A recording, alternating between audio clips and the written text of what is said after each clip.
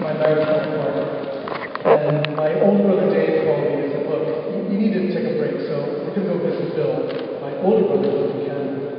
So why don't you get the kids to come? I said, okay, great idea. So we loaded up our Toyota, all our stuff, camping gear, bicycle, shop, and we headed north.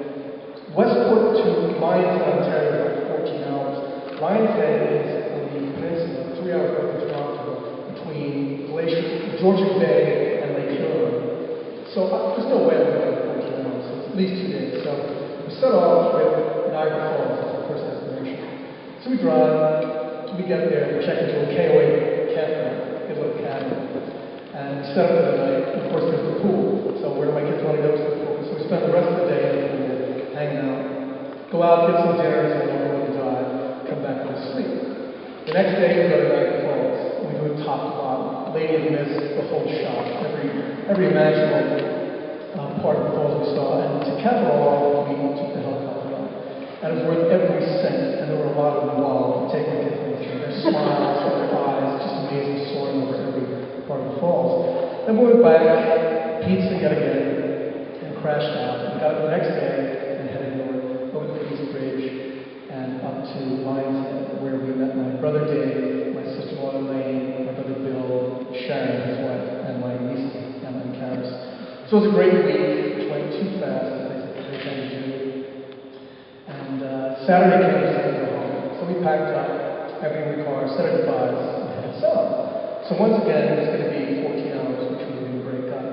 So I found some hotel online somewhere in New York State, and we headed south over the Peace Bridge into New York, and got to the hotel. Of course, there's the ubiquitous pool, which is like a terrarium, stinks of chlorine, but they want to swim.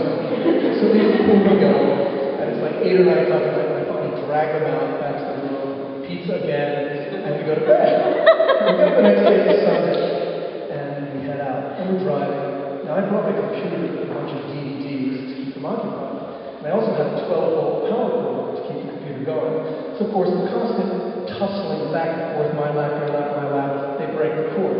So the computer dies. So I can say, well, now you're on your own, reading, drawing, whatever you want to do. So my daughter reads, has her crayons, her markers, and everything like that, so she's drawing. My son's sort of reading, and runs out the window. And we're driving along, and then of course, the fighting starts. The pinch, the push, the punch, and then it gets into a complete ball. Like, stop! Enough! Go to your separate corners, stop. Lasts about 10 minutes. Starts all over again. So I said, Reed, give me your pad and your crayon. She goes, what? I said, just give it to me. So she gives it to me. 65 and slowly, and I write, help. My children are driving me crazy. And I stick it in my room. Now I'm slowly, 60, 65, everything's blowing by. So a couple cars go by, and then these people drive by, and the guy on the passenger side looks over at me, and he laughs. So a couple of cars, and it seemed like cars with 4 or 5 people all waving and smiling and so we continue. My kids are loving it. The light didn't stop, everything's great. And I was like, Dad, I'm going to pee. So we come up, exit, little tiny town, middle of nowhere, Sunday afternoon, sidewalks are rolled up, no light. So I'm looking left and right, like, where can I take this kid to pee? And I was like, glancing at my side mirror, I see the state trooper right on my tail. I'm thinking, did I blow through the stop sign? Did I exit? What? Okay. And as I saw my eyes back front, here's a state trooper coming at me, lights ablaze. What's going on? So I look back, there's 3 cop cars behind me now, covering the entire street. So I just pulled the trigger. The guy in front swings across my path. There is no escape. So my daughter Reed, who's had one of these episodes with me before, says, Dad, what's going to happen? What's going on? I said, take it easy. The cops get out, hands on their saddles. So the cop comes from behind my car and he goes, hands on the wheel! And he goes, did you write a note? I said, yes. He said, show me the note. So I put the note out the window. So he comes walking up and he takes the note and he looks at me like I'm a moron. And he said, license registration. He said, is your kid? He said, yes, they're my kid. He said, do you have any ID? I said, yeah, I have your passport. So we're just in Canada. So I give him the passport, so this is going to help the situation. So he walks back. And I noticed the other two were sort of relaxing now, talking about bowling and donuts, whatever's going on. He's back over the radio, well, checking it out. And he said, Dad, you no. Lucas is looking out the window.